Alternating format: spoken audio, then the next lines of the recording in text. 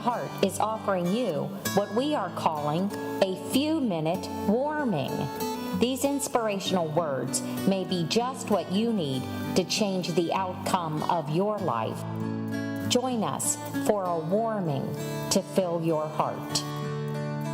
I've done some study more recently about the importance of vision. That a lot of people have studied recently and come forth with the realization that when we have a vision of who we are and what we can become, then we will achieve much greater things.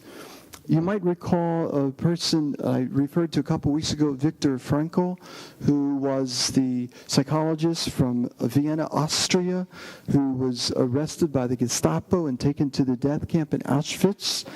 And there came to the profound realization that the only way he could survive this awful ordeal was to have a vision of how God would want to use him in a greater way, that his purpose in life is not yet achieved, that he had better and greater things yet that lie ahead.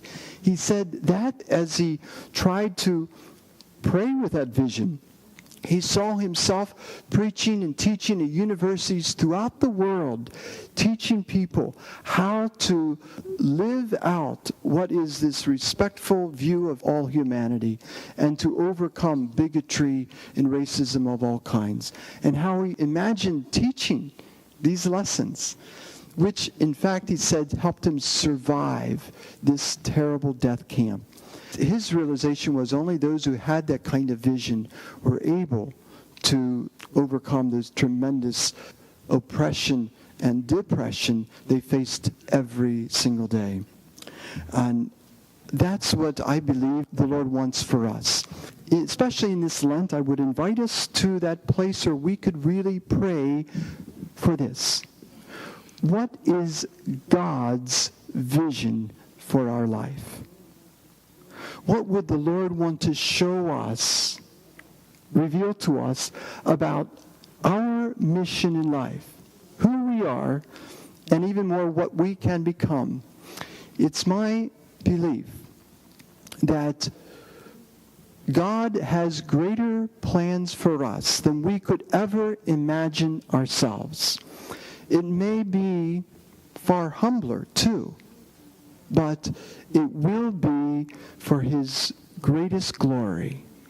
If we could only surrender our plans in our lives to the Lord. You've heard of the expression, if you want to see God laugh, tell him what your plans are.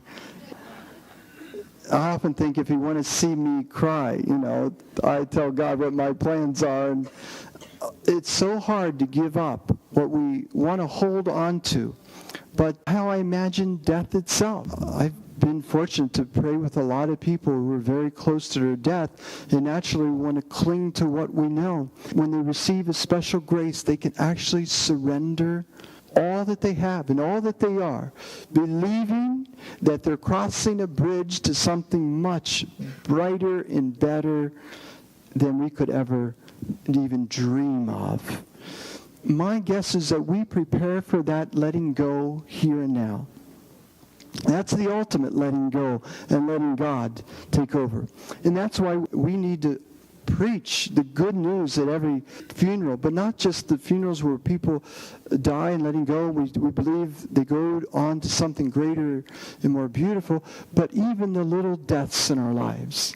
You know what I mean? We need, when we're really feeling out of control, out of sorts, out of whack, we allow the Lord to reveal his greater purposes and his greater plan. Now, how does that come to us? We can't manipulate that or fabricate that. We can only make ourselves available for the Lord to give that gift and that grace. We thank you for accessing the Heart to Heart app. Please return again to hear inspiration that may make you laugh or even cry, but most importantly, bring you closer to your Savior, Jesus Christ.